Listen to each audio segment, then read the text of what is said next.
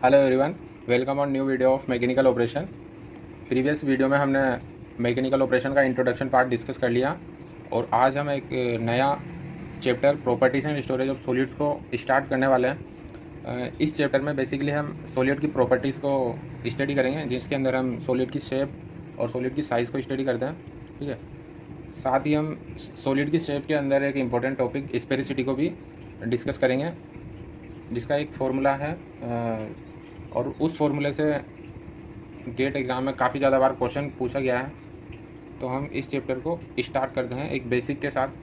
ठीक है, suppose that यहाँ पर हमने एक सर्कल ड्रॉ किया है। ठीक है, अब यहाँ पर हमने एक सपोज एक क्यूब ड्रॉ किया है। ठीक है, यहाँ पर हमने एक और शेप को ड्रॉ किया है। कुछ इस टाइप से हमने यहाँ पर 4 शेप को ड्रॉ किया है। बेसिकली ये हमने यहाँ पर सॉलिड मटेरियल को कंसीडर किया है। अब अगर हमें इन सॉलिड मटेरियल को डिफाइन करना है तो उसके लिए रिक्वायरमेंट होगी इनकी शेप और साइज़ हमें मालूम होना चाहिए। सपोज जैसे कोई सॉलिड मटेरियल स्फेयर फॉर्म में है तो हमें उसका डायमीटर मालूम होना चाहिए। उसकी हेल्प से हम उसका इजीली मेजरमेंट कर सकते हैं। मेजरमेंट का मीन यहाँ पर ये है कि उसका हम इजीली वॉल्यूम फाइंड आउट कर सकते हैं और उसका एरिया फाइंड आउट कर सकते हैं एक डायमीटर के बेस पे। उसी तरह से अगर किसी क्यूब का अगर हमें मेजरमेंट करना है तो उसके लिए हमें बेसिकली किसी भी एक साइड की लेंथ मालूम होना चाहिए जो ए होती है। उसकी हेल्प से हम उसका एरिया और वॉल्यूम फाइंड आउट कर सकते हैं फॉर्मूला से। अगर सपोज़ कोई मटेरियल इरेगुलर शेप का है, यहाँ पर 2 इरेगुलर शेप के मटेरियल हमने कंसीडर किए हैं, तो ये काफ़ी ज़्यादा डिफिकल्ट हो जाता है उनको डिफाइन करना कि वो किस शेप में है और क्या उनका साइज़ है। तो बेसिकली यही हम सॉलिड की प्रॉपर्टीज़ में स्टडी करते हैं। ठीक है, तो यहाँ पर इंपॉर्टेंट पॉइंट्स निकल के आते हैं कि किसी भी सॉलिड को डिफाइन करने के लिए हमें किन किन पॉइंट्स को याद होना चाहिए। सो बेसिकली फर्स्ट पॉइंट उसका साइज, ठीक है, सेकंड पॉइंट उसका shape and third point composition. So basically composition में यहाँ पर उस मटेरियल की डेंसिटी या ग्रेविटी वगैरह है जिसको हम बेसिकली यहाँ पर कंसीडर नहीं कर रहे। अभी हमारे पास इंपॉर्टेंट जो स्टडी करने के लिए और साइज और शेप हम इन दोनों को स्टडी करेंगे। सो इन दोनों की हेल्प से हम किसी भी मटेरियल या सॉलिड को इजीली डिफाइन कर सकते हैं। ठीक है, और मटेरियल किसी भी फॉर्म का हो सकता है, क्यूबिकल, रेक्टेंगुलर, और उसकी प्रॉपर्टीज़ सॉफ्ट, हार्ड, टफ, रबरी कैसी भी हो सकती है। सो बेसिकली अब हम देख रहे हैं कि यहाँ पर जैसे सपोज कोई मटेरियल है वो रेगुलर फॉर्म में प्रेजेंट हुआ, तो ये तो ज़रूरी नहीं ना कि कोई मटेरियल किसी रेगुलर फॉर्म में या फिर स्पेरिकल या क्यूबिकल फॉर्म में। और मटेरियल की शेप कुछ भी हो सकती है, या सपोज मटेरियल में सैंड हो सकता है या फिर कुछ भी क्रश्ड ग्लास हो सकता है। तो उनके लिए कोई डिफाइन शेप और साइज़ नहीं होती, उनके लिए कुछ स्पेसिफिक हमें कैलकुलेशन करनी पड़ती है जो काफ़ी ज़्यादा डिफिकल्ट हो जाती है। ठीक है, सो किसी भी मटेरियल के लिए उसकी साइज़ और शेप काफ़ी सारे फैक्टर्स को डिपेंड करती है। जैसे कि उस सॉलिड को हम किस तरीके से स्टोर कर सकते हैं, ठीक है, उस सॉलिड को हम किस तरीके से किसी अदर कंपोनेंट के साथ सेपरेट कर सकते हैं, कैसे हम उस सॉलिड को मिक्स कर सकते हैं, ठीक है, या फिर हम सॉलिड मटेरियल की साइज़ को किस तरीके से रिड्यूस कर सकते हैं, उसका फ्लूइड के साथ बिहेव किस तरीके से है, और साथ ही फाइनल में उसका हम ट्रांसपोर्टेशन कैसे कर सकते हैं। सो ये प्रॉपर्टीज़ ऑफ सॉलिड्स का बेसिक है। आई होप कि आपको यहाँ तक समझ में आया होगा। सो 2 इंपॉर्टेंट टर्म साइज और शेप जो कि सॉलिड मटेरियल को डिफाइन करने के लिए काफ़ी ज़्यादा ज़रूरी है। ठीक है, और सपोज दैट कोई रेगुलर फॉर्म का मटेरियल कोई अदर शेप हम कंसीडर करते हैं, जैसे क्यूबॉइड कंसीडर कर रहे हैं। अब हम क्यूबॉइड और एक सिलेंडर को कंसीडर करते हैं सपोज हम।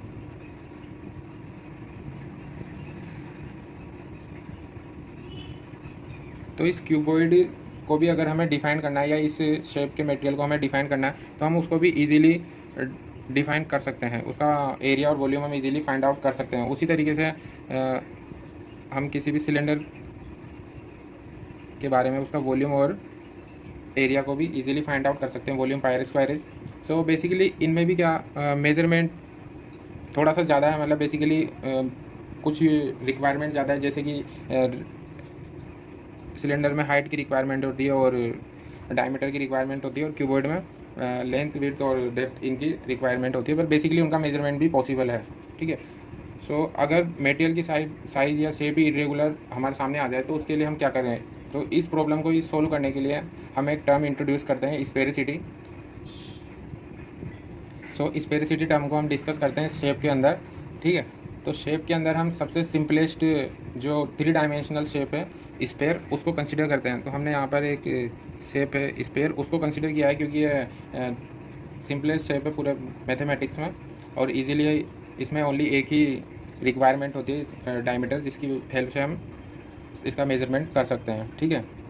सो इस स्पेयर टर्म से ही या स्पेयर से ही स्पेरिसिटी टर्म आई है, जिस जो कि एक डायमेंशनलेस टर्म होती है, जिसका यूज़ किया जाता है किसी भी इरेगुलर शेप के पार्टिकल्स को स्पेयर के साथ में, ठीक है। तो कि वो पार्टिकल स्पेयर से कितना सिमिलर है या कितना कॉमन है, ये हम स्पेरिसिटी की हेल्प से फाइंड आउट करते हैं। तो अब हम स्पेरिसिटी का एक फॉर्मूला लिखने वाले हैं। फॉर्मूले से आपको सब कुछ क्लियर होने वाला है।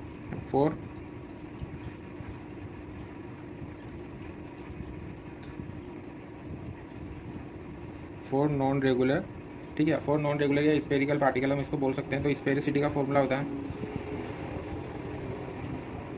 इसको हम डिनोट करते हैं फाई से, ठीक है। सो बेसिकली इसका फॉर्मूला होता है किसी भी मटेरियल का हम कंपैरिजन कर रहे हैं स्पेयर के साथ में, तो कंपैरिजन फॉर्मूला एक ही डिराइव होगा, सरफेस एरिया अपॉन, यही टर्म हमें सेम रिपीट करनी है यहाँ पर, सरफेस एरिया अपॉन वॉल्यूम। अब बेसिकली स्पेरिसिटी का मीन्स क्या होता है, कंपैरिजन। तो यहाँ पर हम किसी भी इरेगुलर शेप के साइज मटेरियल को किससे कंपेयर कर रहे हैं, स्पेयर से। तो न्यूमरेटर में स्पेयर आएगा और डिनोमिनेटर में गिवन पार्टिकल या जो भी हमें गिवन शेप का पार्टिकल होगा उसको हमें कंपेयर करके स्पेरिसिटी फाइंड आउट करेंगे। सो बेसिकली इसका मीन्स ये है कि कोई भी गिवन पार्टिकल का शेप स्पेयर से कितना ज़्यादा कॉमन है या कितना ज़्यादा सिमिलर है, यही हम स्पेरिसिटी से फाइंड आउट कर सकते हैं। स्पेरिसिटी की हेल्प से हम इजीली कंसीडर कर सकते हैं कि इसके लिए किस टाइप का मेजरमेंट की रिक्वायरमेंट है या किस तरीके से सिमिलर दिखता है, ठीक है। सो सपोज दैट यहाँ पे हम स्पेयर, इसका डायमीटर कंसीडर करते हैं। सपोज दैट इसका डायमीटर डीपी है, स्पेयर पार्टिकल डायमीटर डीपी, इसको हमने इसको डिनोट किया है।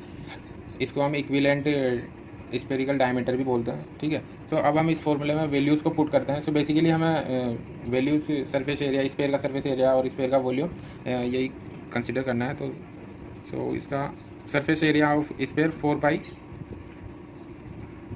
डी अपॉन 2 स्क्वायर, और इसका वॉल्यूम होता है 4 pi upon 3 D upon 2 cube, ठीक है। और गिवन पार्टिकल कोई सा भी पार्टिकल हो सकता है, जैसे S P upon V P, कोई सा भी गिवन पार्टिकल हमारे पास हो सकता है। इस टर्म को सोल्व करते हैं अब हम, ठीक है। सो बेसिकली इस टर्म को सोल्व करने के बाद हमारे पास आएगा 6 D P upon S P V P. तो ये किसके लिए है, किसी पार्टिकल के लिए है। वो पार्टिकल क्यूब हो सकता है, सिलेंडर हो सकता है, किसी भी शेप का पार्टिकल हो सकता है अदर देन स्पेयर। तो इसको हम थोड़ा सा और 6 V P upon D P S P, यहाँ पर ये किसके लिए है, किसी भी पार्टिकल के लिए। सो ये जो फॉर्मूला है एक काफ़ी ज़्यादा इंपॉर्टेंट फार्मूला है, और इस फार्मूले से स्पेरिसिटी के ऑलमोस्ट सभी प्रॉब्लम सोल्व हो जाते हैं। सो यहाँ पर मैंने एक बार और फार्मूला लिख दिया है, 6 V P upon D P S P, V P upon S P किसी भी पार्टिकल का। सपोज दैट हमें स्पेरिसिटी फाइंड आउट करने है किसी क्यूब की, तो बेसिकली हम यहाँ पे क्यूब का वॉल्यूम और क्यूब का सरफेस एरिया फाइंड आउट कर लेंगे और उसका स्पेरिसिटी हम इजीली कैलकुलेट कर सकते हैं। और एग्जाम के अंदर इसी तरह से क्वेश्चन पूछा जाएगा। जैसे सपोज किसी क्यूब की हमें स्पेरिसिटी फाइंड आउट करनी है, तो उसकी हमें कोई भी साइड लाइन जैसे कि A = 3, 4 कुछ भी गिवन हो सकती है, तो बेसिकली हम सिंगल मेजरमेंट से उसका स्पेरिसिटी फाइंड आउट कर सकते हैं। उसका सरफेस एरिया 6 है स्क्वायर और वॉल्यूम A क्यूब, उससे हम इजीली स्पेरिसिटी को फाइंड आउट कर सकते हैं। यहाँ पर मैंने लिखा है डीपी, जो कि इक्विवेलेंट या नॉमिनल डायमीटर ऑफ स्पेयर, या फिर एक इसको एस्टिमेटेड डायमीटर ऑफ स्पेयर भी बोल सकते हैं। सो मोस्ट प्रोबेबली इस इक्विवेलेंट नॉमिनल डायमीटर से भी क्वेश्चन पूछा जाता है, तो हम इसको भी फॉर्मूला को डिराइव कर लेते हैं। सो बेसिकली ये किसके लिए था, स्पेयर के लिए। तो यहाँ पे हम वॉल्यूम ऑफ स्पेयर, और वो होता है 4/3 पाई डी पी अपॉन 2 की पावर 3, ठीक है। सो बेसिकली हमें इसको सोल्व करना है, ठीक है। सो वो होगा डी पी क्यूब 6/पाई VP। यहाँ पर ये क्यूब की फॉर्म है, इसको हम क्यूब रूट में इधर राइट हैंड साइड में शिफ्ट कर देंगे, तो 3 क्यूब रूट 6/पाई VP। तो यहाँ पर हमारे पास second formula equivalent sphere diameter का आ गया है, जो कि ये भी काफ़ी इंपॉर्टेंट फार्मूला है, ठीक है। तो अब हम फाइंड आउट करते हैं, पार्टिकल हम कंसिडर कर रहे हैं स्पेयर, ठीक है, कि स्पेयर पार्टिकल की स्पेरिसिटी कितनी होती है वो भी हम फाइंड आउट करने वाले हैं, ठीक है। तो यहाँ पर phi equal to 6 VP dP/SP। अब हम यहाँ पे कंसिडर क्या कर रहे हैं, पार्टिकल को स्पेयर। तो बेसिकली हम क्या करेंगे, अब स्पेयर का वॉल्यूम और स्पेयर का सरफेस एरिया पुट कर देंगे, ठीक है, 6/dP, तो ये बाहर ही रहेगा। अब यहाँ पर हम सिंपली 4/3 पाई dP/2 क्यूब अपॉन 4 पाई dP/2 का होल स्क्वायर, ठीक है। तो इसको बेसिकली अब हम सोल्व करेंगे।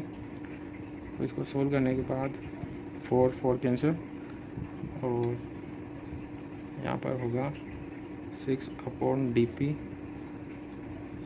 Pi into dP cube into 4 upon में इसका 3 into pi into dP square P into 8, ठीक है।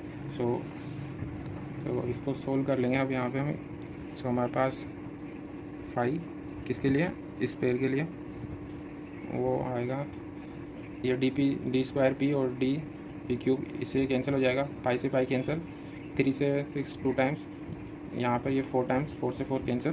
तो यहाँ पर एक इम्पोर्टेंट रिजल्ट आया कि किसी भी स्पेयर के लिए स्पेरिसिटी की वैल्यू 1 होती है, ठीक है। तो काफ़ी इंपॉर्टेंट रिजल्ट है। सो और स्पेरिसिटी की वैल्यू अब 1 से ज़्यादा नहीं होगी, क्योंकि स्पेयर को हमने एक आइडियल 3 डायमेंशनल शेप कंसिडर किया है और उसी से पूरा कंसेप्ट रिलेटेड है, ठीक है।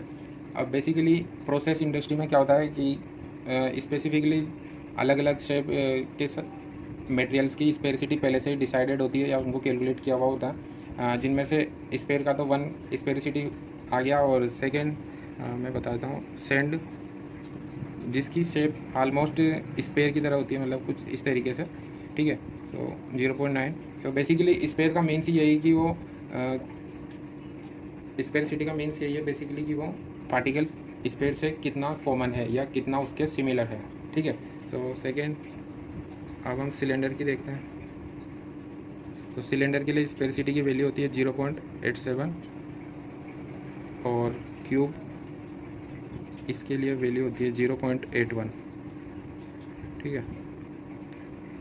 85 क्रश्ड पार्टिकल्स, इसके लिए 0.6 to 0.8।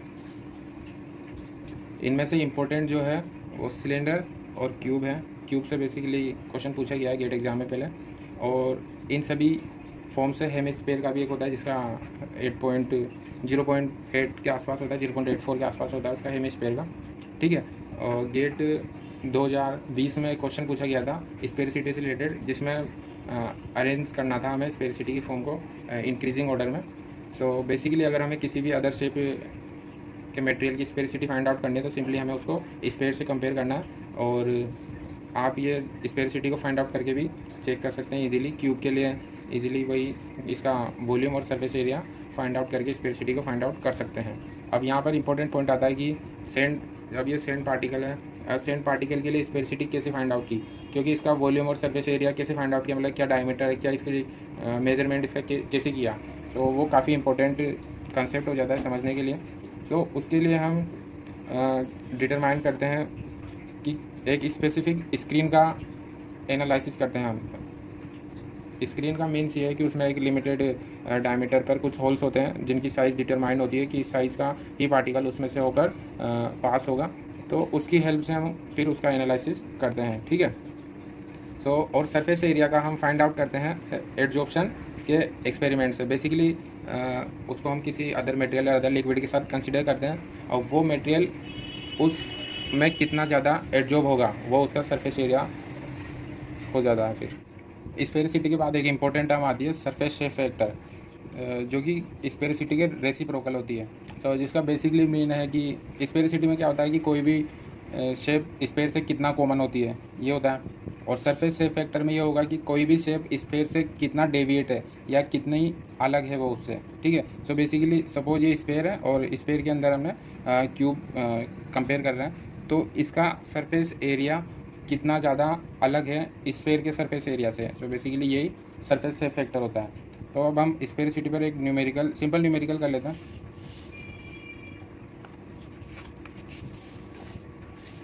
ठीक है, find the sphericity of a cube of dimension a. हमें डायमेंशन, बेसिकली डायमेंशन गिवन है, हमें क्यूब की डायमेंशन गिवन है, तो स्फीयरिसिटी फाइंड आउट करेंगे क्यूब की। ठीक है, तो इसके लिए फॉर्मूला वही same 6/dp vp upon sp cube के लिए।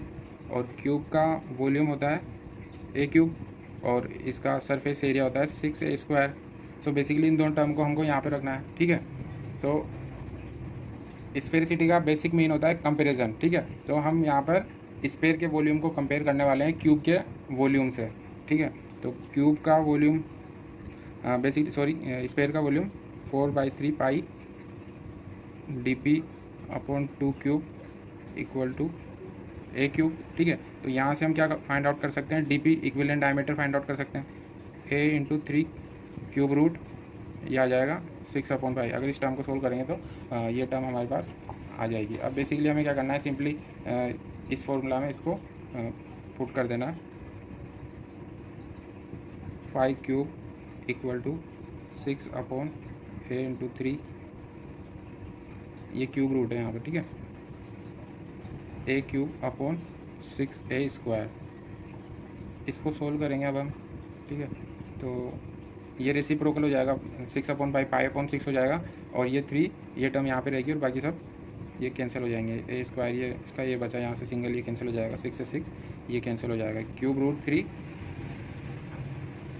पाई/6 हमारे पास बचेगा और इसकी वैल्यू होती है 0.81। ठीक है, तो क्यूब की स्फीयरिसिटी हमारे पास क्या आई, 0.81। ठीक है, तो एक बेसिकली एक सिंपल न्यूमेरिकल था स्फीयरिसिटी के ऊपर। अब हम एक और important concept surface shape factor के बाद वॉल्यूम शेप फैक्टर को देख लेते हैं।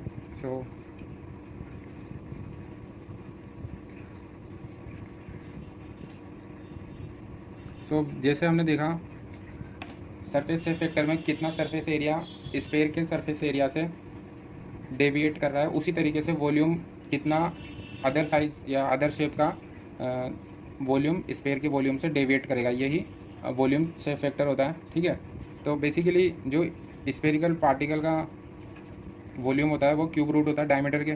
ठीक है, तो VP directly proportional to DP cube, यही इसका होता है स्फीयर का वॉल्यूम। ठीक है, तो हम जब प्रोपोर्शनलिटी का साइन हटाते हैं तो ये कांस्टेंट ए यहाँ पर आ रहा है, तो ए डी बी क्यूब। ठीक है, यहाँ पर जो ए है यही हमारा क्या है, वॉल्यूम शेप फैक्टर। ठीक है, और अगर हम जब इसको फाइंड आउट करते हैं, जैसे हमें स्फेरिकल के लिए फाइंड आउट करना है इसका shape factor, volume shape factor find out करना है, तो वीपी 4/3 पाई dp/2 क्यूब। ठीक है, तो बेसिकली इसको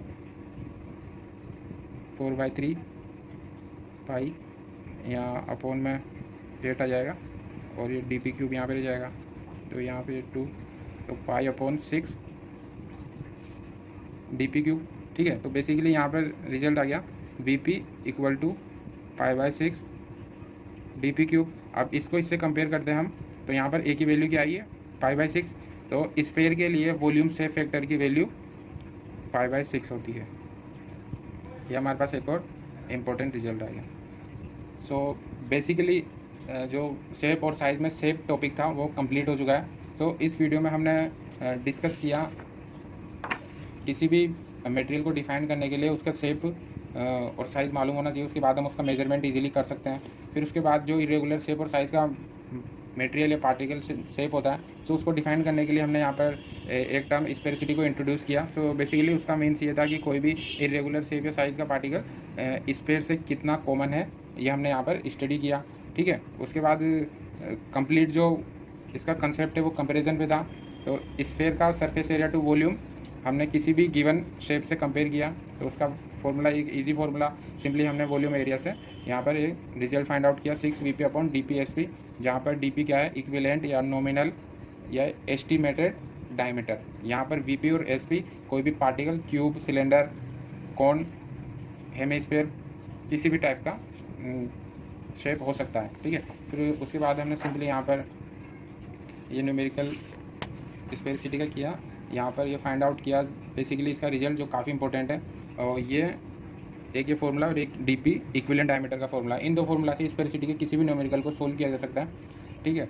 फिर उसके बाद हमने यहाँ पर स्फीयर की स्पेसिटी को फाइंड आउट किया, एक जो कि 1 यहाँ पर आई, और सैंड और सिलेंडर, क्यूब, क्रश पार्टिकल कुछ यहाँ पर हमने लिख ली। फिर उसके बाद हमने 2 important factor, surface tape factor जो कि रेसिप्रोकल था स्पेसिटी के, उसके बारे में हमने स्टडी की। फिर उसके बाद सिंपली हमने एक न्यूमेरिकल सोल्व किया जिसमें हमने क्यूब की स्पेसिटी 0.81 इसको फाइंड आउट किया। फिर उसके बाद हमने वॉल्यूम से फैक्टर को फाइंड आउट किया, बेसिकली ये वॉल्यूम का फॉर्मूला लगाया हमने स्फीयर के लिए फाइंड आउट किया, और उसकी वैल्यू आई π/6, ठीक है।